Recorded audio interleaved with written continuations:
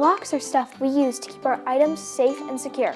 But locks also have another meaning. And today we're going to explore how locks and other important engineering gadgets were used to build the Erie Canal. My name is Maya, along with one of our junior archivists and the official mammal of New York State, Archie. As you might recall from the first video, the Erie Canal is a man-made waterway that stretched across New York State, a distance of 360 miles.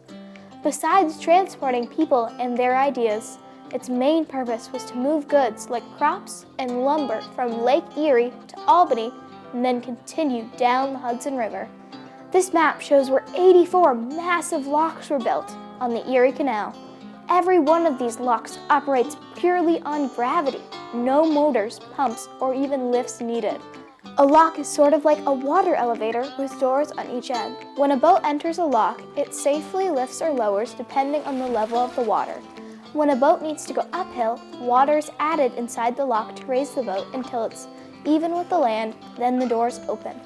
If a boat needs to go downhill, water is removed and the boat is lowered until it's even with the land and the doors open. Each lock lifted or lowered a boat up to 20 feet.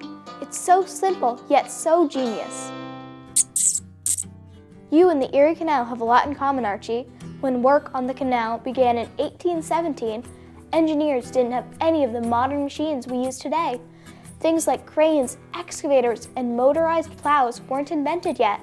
Instead, they used raw people power and animals like horses, mules, and oxen. And people were resourceful and clever. They came up with the inventions we still use today. Like this wheelbarrow.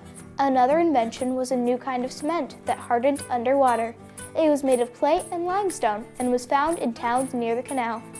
Archie, do you use cement when you build a dam? What about a stump puller? Do you need one of those? Here to tell us more about the construction of the canal is the town historian for Pittsford, New York. One of the things I thought was very interesting was inventors that came up with things that had to do with the canal, and it was by necessity. There's a picture here of a stump puller, because when they were clearing the area for the canal, they had to find a way to clear all those trees out, and they didn't have any modern technology, so that's what they came up with. These men are the engineering corps, and they show in the picture, you can see that they have their surveyor transits out, and they would get measurements, and we still have surveyors today using instruments that look very similar to this for different things.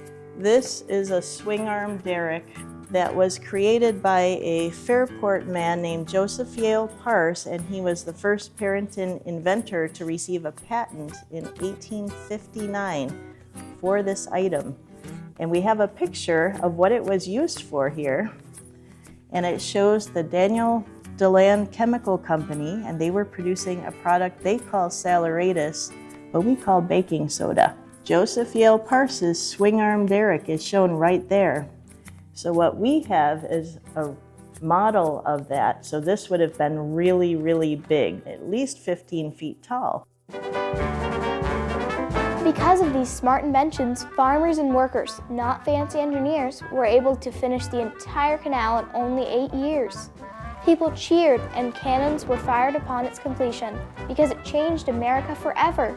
Suddenly things got cheaper and cities grew fast. So the Erie Canal was more than just a ditch. It was full of brand new inventions that made the impossible happen. They sure can. Each issue is full of fun facts on our state's history. On behalf of the New York State Archives, thanks for watching. Archie and I will see you in the next episode of Consider the Source.